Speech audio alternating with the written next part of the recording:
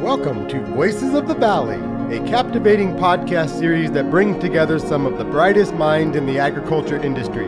Straight from the field to your living room, we explore the challenges, innovation, and triumphs in modern-day farming and provide insight for consumers who are curious about where their food comes from. Welcome to this week's Voices of the Valley. I'm your host, Corey Lundy. Did you know the superorganisms that we call bees pollinate an estimated $15 billion worth of crops in the U.S. each year, including more than 130 types of fruits, vegetables, and tree nuts? And here's another fun fact you can share at your next social gathering. A single bee produces a 1/12 of a teaspoon of honey during its lifetime. In this week's podcast, we join Western growers Kara Timmons and Gina Cadby, and special guest Katie Chiapuzio, Director of Environmental Sciences and Resources at Braga Fresh, to discuss the wonderful world of bees, why these pollinators are beneficial for agriculture, and how growers like Braga Fresh are implementing various sustainability practices to support the bee population. Over the last 95 years, Braga Fresh has established itself as a leader in the fresh produce industry. A grower of 38 vegetable commodities in Salinas and the Imperial Valley, Braga Fresh is leading the way on sustainability and biodiversity initiatives in agriculture. By the end of this podcast, we hope you gain a deeper appreciation of bees and the growers who work with these pollinators, and a better understanding of the critical role they play in agriculture through crop pollination, increased crop yields, and crop diversity. Hi, my name is Kara Timmons. I am the Communications Manager from Western Growers. Welcome to Voices of the Valley. And I'm Gina Cadby. I'm the Environment and Climate Director for Western Growers. Today, we have Katie Chiapuzio. She is the Director of Environmental Sciences and Resources at Braga Fresh. And while Katie has a lot on her plate, today we are specifically talking about bees. Welcome, Katie. Thanks for having me. Can you tell us a little bit about Braga and what you folks produce? Sure, yeah. Braga Fresh is a cool season veg producer out of the Salinas Valley. We've been farming for about 95 years now, starting in dairy cattle and then moving as the Salinas Valley shifted, and now we're doing 38 commodities of cool season vegetables. We grow in the Salinas Valley as well as the Imperial Valley, and we have been kind of leading the charge in this area on sustainability initiatives. So we're really big on integrating any sort of sustainability initiative and biodiversity into our farms to allow us to rely less on inputs and more on the, native biodiversity that exists in the area. So one of the ways in which we do that is by implementing all of this habitat on our farm. So we have several acres of permanent habitat as well as habitat on our borders and an apiary. So how did bees find their way onto Braga farms? Because bees are not native to the area. So how did that happen? Yeah, so when I was hired with Braga about 4 years ago, I had a history in apiculture, and it was something that I didn't really want to leave behind. And so when I was offered the role that I have now, I was told that I could actually bring my bees with me. And so I started with about 4 hives on our home ranch, and as I started to bring them over to our seed crops that we were pollinating and really start to use them in the operation, they gave me the permission to add more. And so now we have upward of 15 hives that we move around our different ranches as we're pollinating our seed crops and establishing our beneficial habitats. And that's kind of, it was a package deal. They came with me. BYOB, I love that. What do bees do for agriculture, and how important are bees to our agriculture system? Yeah, so it really depends the agricultural system that you are referring to. So obviously if we have things like tree crops, almonds, citrus, bees are directly pollinating those crops. And so I think that industry, the value of bees in the pollination industry in the US is about $15 billion worth of crops that are pollinated by bees. If you're talking about things like cool season veg, like we grow in the Salinas Valley, bees are pollinating our habitats, they're pollinating our seed crops, but they're not directly pollinating our cash crops. How do organizations like Braga in the push towards sustainability integrate bees into this plan and this system? Yeah, so at Braga, we actually manage an apiary on site. So I manage about 18 hives of honeybees on our home ranch and some of our other ranches in the Salinas Valley. So the reason that we do that is because we have ample habitat in our ranches, and we need to keep that habitat blooming year round. And so we use our bees as supplemental pollination for this habitat that's then going to support beneficial insects into our crops. We also try to integrate native habitat so that we can get native bees and native pollinators also thriving in our area. When you have a really fragmented landscape, such as the Salinas Valley, where you have all of these monocrops all around the valley, you've taken away a lot of habitat. But we want to integrate that and reintegrate that into the valley so that these pollinators that existed here once can stay here. So what does it mean to have a healthy bee? What does a healthy bee look like? Oh, geez. A healthy bee is flying, alive, generally. No, I would say, so it's more about a healthy colony than it is about a healthy individual bee. So bees are actually seen as superorganisms. So as opposed to looking at even one box of bees, you want to be looking at your entire apiary and managing the health just like you would with a crop field. You're not going to manage for one plant, you're going to manage for your entire field, right? And so for me, I guess the indicators that I look for is activity. You want to make sure that your hives are moving on warm days. You want to see a lot of activity. You want to see bees coming in with pollen on their legs. They're all dancing into the hive. You don't want to see any sort of like physical ailments. So sometimes you'll see a bee with disease and it'll have wings that are not formed all the way, or it'll be moving really slowly. And so it's really about just looking at your hive as a whole and making sure that you're not seeing anything crazy. You don't want to see any mold or any sort of weird behaviors. You mentioned dancing bees. Can you talk a little bit more about that? Yeah.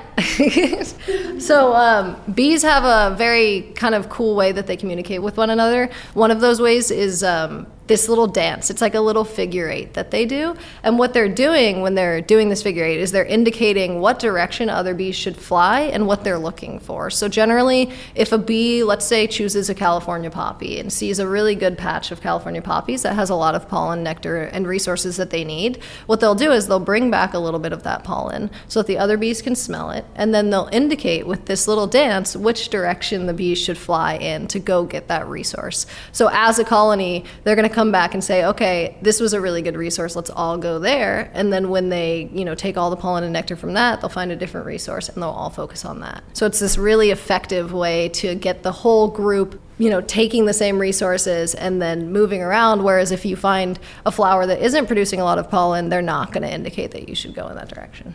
Are there other examples of high level of communication between the hive?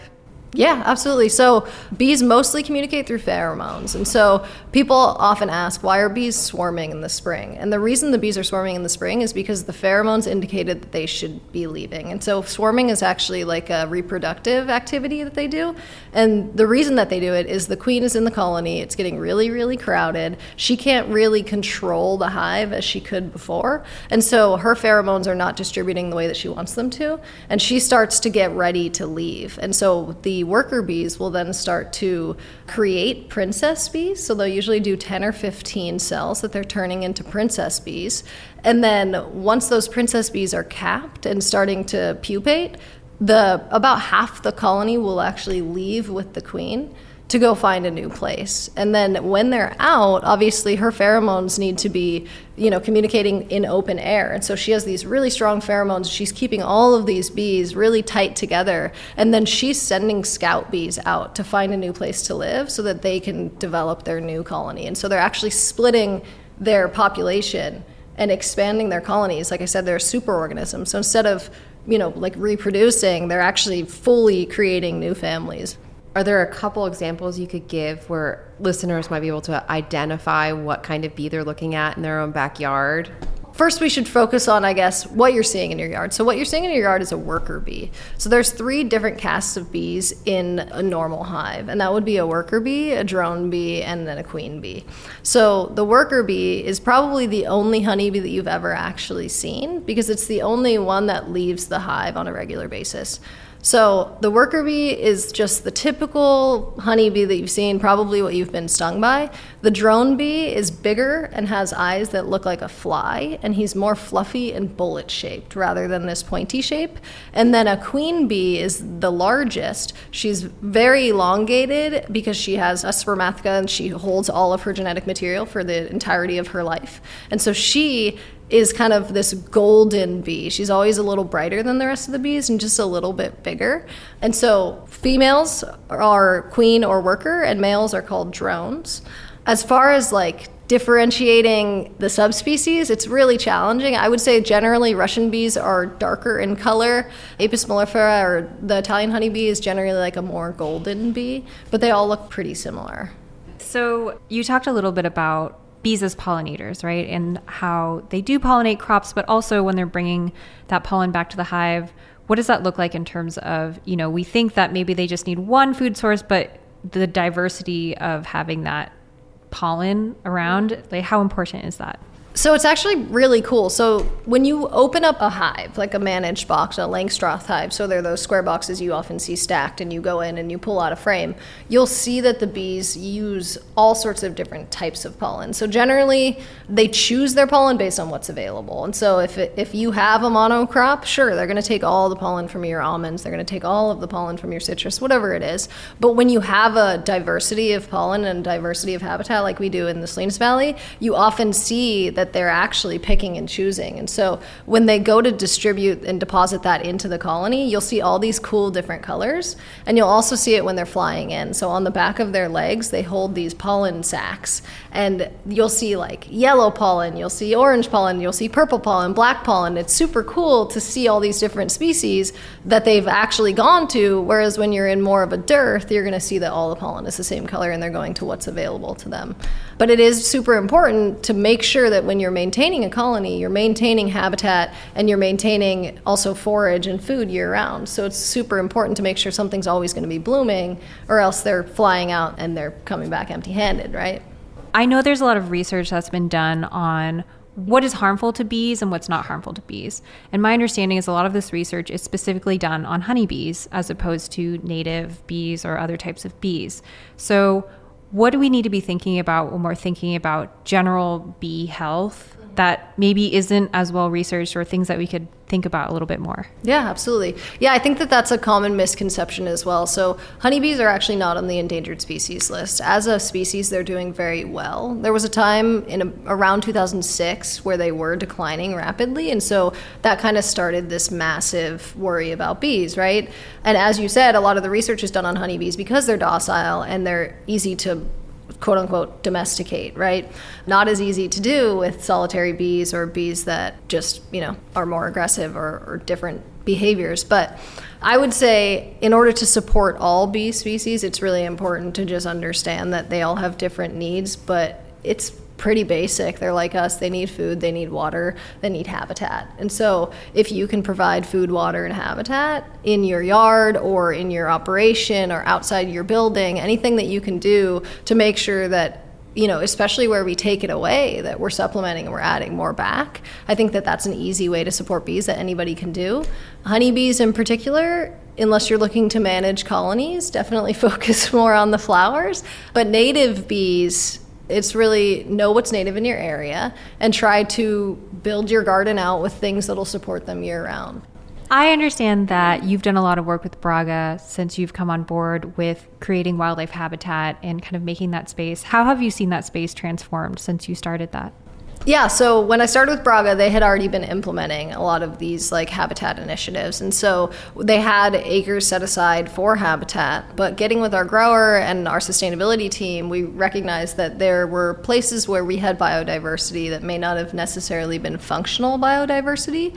And so as we've gained more bandwidth and just kind of thought about it more, we've been really trying to work on a shift toward making our biodiversity function for the purposes that we're looking for. So one of those purposes being to foster healthy hives. And so one thing that we've done is recognize that our honeybees are coexisting really well with the native bee populations in the area, but we want to continue to foster that growth and foster that coexistence. And so we've actually tried to integrate a lot more native plants into our habitats. There's a couple plants that are really, really well known in this valley to be bulletproof. They're not going to harbor pests such as alyssum or dill or cilantro.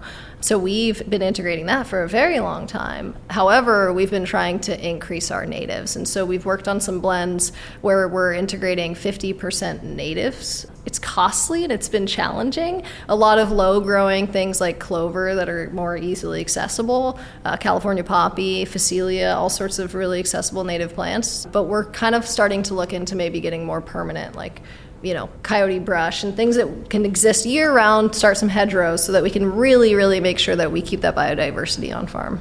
You had talked about, what people can do for bee populations in their own yards.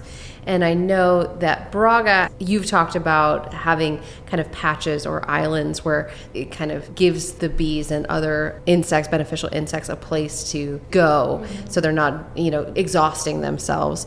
Can you talk a little bit more about that and what that can mean in someone's own yard? Yeah, absolutely. So that is super important. So as we integrate habitat and we have all of these acres devoted to habitat, we also need to make sure that these beneficial insects, less so pollinators and more so like predatory insects, are going to actually end up in the field because that's why we want them there, right? And so something that we do is we actually interplant these species. So alyssum, dill, and cilantro are often interplanted into all of our transplant crops. And the way we do that is every time you're going to plant a transplant and you have a miss or a plant doesn't go in correctly, the crew will actually pull it and put a flower in instead. And it creates this hopscotch ability for these insects. So not only can they exist on the borders and move in about 250 feet, but if you have a planting that's a lot more than 250 feet, you still want to get to the center of that planting. And so you provide this hopscotch for these insects to harbor and to wait it out and to eat what they can, and then they can move on to the next plant. So it's this super cool, like, lily pad effect, I would say. And so I guess when you're thinking about doing that, even in like an urban environment, it's important to do it in your own yard, and then hopefully you can encourage other folks to want to do it in theirs. And so obviously flowers are beautiful and provide a lot of benefits to us as well. And so it's important to kind of integrate it into your own place and inspire that integration among other people. You can't tell them what to do, but sidewalks and medians and all of these places that could be a resource for us. I think it's really important that we kind of encourage that, I guess, on a broader scale. Well, so what this brings up, though, is that Braga Fresh is a working farm, right? And so how do you balance decisions when you're trying to conserve biodiversity, but then also have a productive farm? So what do you think about when you do kind of your farm planning and take action as a farmer? Yeah, of course. So one thing that we do that I think is really important is we cover crop a third of our acres every year. So when we're planning our rotations, we need to integrate that. And so it's important to understand, okay, this field is not going to be available for a few months over the winter because we are going to be cover cropping it. Unlike a lot of other agricultural production systems too, we actually grow crops year round. So some folks choose not to grow in the winter and they go all operations down to the Imperial Valley. We're going to keep crops up here. And so there's always going to be a level of biodiversity even within our cash crops. But one thing that we want to make sure we're doing is every time we disc a field or we rotate crops, we want to continue the integration of these habitats or these pollinator species. And so we keep our borders. We keep these flowers on the border. We keep these large acreage, committed areas. We keep areas around our building. And so there's always going to be something and some sort of refuge, even in the winter time, which is super important, particularly when you're going to get hit heavy with pest pressure at the beginning of our season. You want to make sure that those predator insects are already there, because if you start getting high levels of pest populations and you have nothing to attack it, then what was the point, right? So it's really important to just make sure that we're managing year round. Do you see these practices being adopted more readily throughout the Salinas area and other agricultural operations? I would say so, yeah. So we're getting a lot of interest from other growers in our habitat and how we implemented our habitat, and a lot of interest in how to manage it as well. And there are other growers that have been doing it for as long as we have. So it is a really more common practice. That being said, there's a lot of growth that can be done around this topic. Just like cover cropping, it's underutilized and really, really effective. So I would say that in the last 3 years, there's been a massive uptick in people's interest in integrating habitat into the Salinas Valley. I have kind of a philosophical question. What have the bees taught you that translates to how you live your life? Ooh, I like that. I think like the whole importance of the greater good has been really impactful for me. Being a superorganism, I think a lot of people think that the queen bee is the most important and that all of the bees serve her.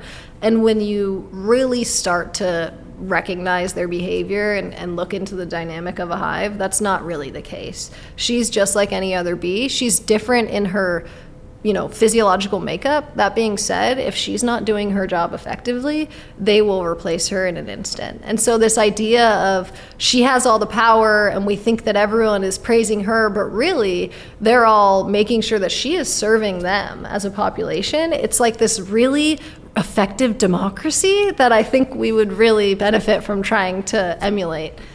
Okay, so speaking of bee democracies, imagine all the bees came together and they took a vote and they decided you're their spokesperson. What would you like to say on behalf of bees that is maybe a misconception or things that everyone should know about bees? They're not going to sting you if you leave them alone. So I often see more so adults than children who see a bee and start swatting in the air. Horrible idea. If you want to get stung, swat at a bee. I mean, just like any insect, if you're going to swat at it, you're very large and it is very small. So yeah, it's going to protect itself. That being said, you could have thousands of bees flying around you. I've been in an apiary with zero protection on my face or hands or anything, and I didn't get stung because they're not there to sting me. So I think that that's really important, really low-hanging fruit. Don't swat at bees. Just let them be, right? I guess the other thing would be, I think that we tend to focus a lot on industrial agriculture and not necessarily on what the individual can do. And so there are all sorts of initiatives out there to keep industrial agriculture responsible, to make sure that we're reducing our inputs, to make sure that we're using organic inputs when possible. And that's something that we're doing, day to day. And we're managing our landscapes and on a broad scale. But something we're not focusing on is what people are putting in their yards and on their lawns and on their golf courses and all of these places where pesticide use is very heavy and maybe not as necessary as our food system, right? We need to feed the world. That being said, your garden is feeding your family, and that's wonderful. Try to do it organically if you can, I would say. What's your favorite bee fun fact that you like to drop on people at parties? Well, let's see. Do you know how much honey a bee produces in her entire lifetime? 1/12 of a teaspoon. 1/12 of a teaspoon, that's a little dot. Do you know how long a bee lives? 4 to 6 weeks. But a queen can live up to 4 years. Our minds are melting. A queen bee can choose the sex of every single offspring that she lays based on either brushing the egg past the sperm sac or not. So if she fertilizes the egg with sperm, then she creates a worker bee. If she does not fertilize the egg, she creates a drone bee, which is a male. Haploid. Yes. Okay, so traditionally, a lot of creatures are diploid, which means you have 2 sets of chromosomes. And haploid means half of that initially, so it's really only 1 set of chromosomes. So the male bees, they don't have that genetic input from the paternal side. They only have it from the queen. Yep, that was exactly it. I know that a lot of honeys have different flavors depending on the input source. So do you have a favorite honey, and can you talk a little bit about where that kind of flavored profile diversity comes from? Yeah, absolutely. So a lot of the diversity in honey is actually seasonality. So particularly if you're taking your hive and moving it to different cropping systems, you're going to get very different honeys. So in our area, generally a honey harvested after spring is going to be high viscosity and light in color. So it has a really high nectar content. It's really kind of a sweeter honey, whereas a lot of the honey that you get in the grocery store is more of a fall honey. So it's thicker and darker. I find that little kids really, really like spring honeys because they're like cotton candy sometimes, like intensely sweet. And they tend to keep their like viscosity easier, whereas a fall honey will crystallize very quickly in your cabinet. That being said, if you ever have honey that crystallizes, don't put it in the microwave or heat it up because you're actually going to change the kind of chemistry of the honey. You just want to put the jar into like a bowl of hot water to get that liquid content back. If I'm in the grocery store, what do I look for so I know that I'm looking at a Braga Fresh product? Our organic label is Josie's Organics. It's really popular. You'll see it around in all sorts of grocery chains. As for our Braga Fresh label, our product travels very well, so we're often seen on the East Coast. Under a Braga Fresh label, it's a big blue label. It says Braga on it. It's got a cute little green plant on there. And we also do a lot of store brand stuff. So you're often eating a Braga product and you wouldn't even know it unless you know how to read a SKU. BFG1, that's us. Thanks for listening to this week's Voices of the Valley. Today's episode was produced by Kara Timmons. We'd like to give a huge thanks to Katie Chiapuzio for joining us and sharing her expertise on honeybees. In our next episode of Voices of the Valley, we'll be joined by Western growers Sonia Salas and Joelle Masso, both Associate Vice Presidents of Science for Western growers, to talk about food safety. Sonia and Joelle are more than just scientists. They're also mothers who work tirelessly to ensure a safe and secure food supply for all who enjoy fresh produce. We have a lot more in store for this season of Voices of the Valley, so make sure you tune in each week and join us as we explore more about farming and our food system with some of the most well-respected experts in the industry. If you enjoyed our podcast today, be sure to follow us on X, leave a comment, and let us know your thoughts. We'll be selecting a few lucky recipients to receive a coveted Western Growers branded Stanley mug. You can find us at our handle, @Western Growers. And don't forget to like and subscribe so you don't miss any of our future episodes. That does it for this week's Voices of the Valley. I'm Corey Lundy signing off. See you next week. Thanks for tuning in to Voices of the Valley, a Western Growers production. Produced by Corey Lundy, Ann Donahue, Michelle Rivera, Kara Timmons, and Julia Nellis. As always, we'd like to give a special shout out to our guest for joining us. Don't forget to like and subscribe to catch our future episodes, and we invite you to follow us on social media to continue the conversation.